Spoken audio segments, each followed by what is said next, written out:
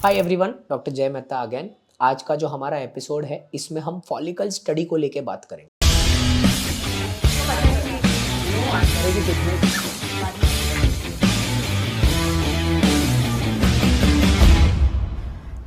दोस्तों ध्यान रखिए, ये जो फॉलिकल स्टडी है ना, ये बड़ा हिट चीज़ है।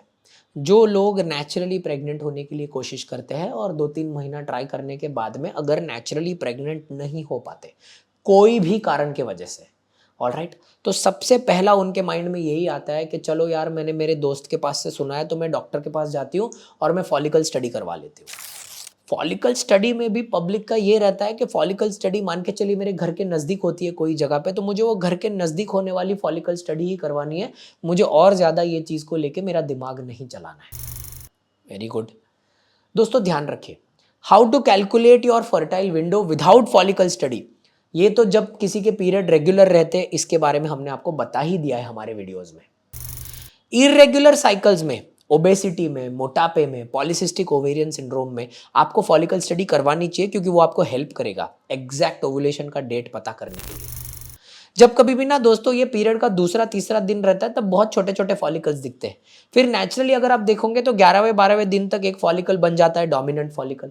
ये डोमिनेंट फॉलिकल का विड्थ डायमेंशन होना चाहिए अप्रोक्सीमेटली 18 से 22-21 मिलीमीटर के आसपास। ये हम बोलते हैं बहुत अच्छा फॉलिकल है। ये फॉलिकल में अच्छा एग होने का, अच्छा एंडोमेट्रियम बनाने का और रप्चर होने का सबसे बेस्ट चांस है नेचुरली। ये आपको सबसे बेस्ट प्रेगनेंसी का चांस देता है। ठीक है, ये आपको पता चलता है आपकी फॉलिकल स्टडी करने के बाद में, मतलब फॉलिकल स्टडी करने के दौरान आपके डॉक्टर आपको ये चीज बताएंगे।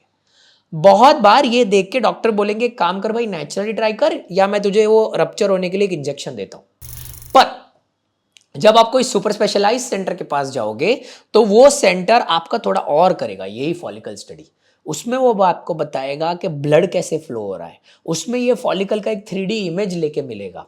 ये जो ब्लड फ्लो होता है ना, उसका एक कैलकुलेशन होता है, peak systolic velocity, resistance index, ये सब कैलकुलेशंस है। एज अ पेशेंट आपको ये ध्यान में रखने की जरूरत नहीं है।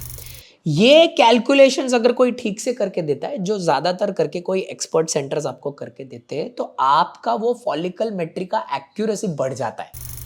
जब कभी भी कोई भी पेशेंट की ये पूरे चीज की एक्यूरेसी बढ़ जाती है ना दोस्तों, तो उसका टाइम टू प्रेगनेंसी कम हो जाता है। मतलब मान के चलिए अगर कोई पेशेंट है जो अप्रोक्सीमेटली 9 महीने में प्रेग्नेंट होने वाला है फॉलिकल स्टडी करके, शायद वो 3 से 4 महीने में प्रेग्नेंट हो जाए अगर कोई डॉक्टर उसको एकदम एक्यूरेटली फॉलिकल स्टडी करके बताता है कि भाई ये तेरा एग्जैक्ट विंडो है, इस विंडो में तू ट्राई कर, इस विंडो में तू ट्राई करेगा तो तेरे को आउटकम सबसे ज्यादा है।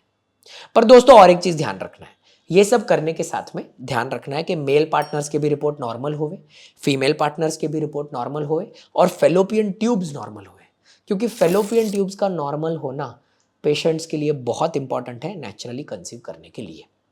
हर पेशेंट को फॉलिकल स्टडी करने की जरूरत नहीं, पर जिसमें जरूरत है उन लोगों को फॉलिकल स्टडी जरूर करनी चाहिए। Okay, thank you so much.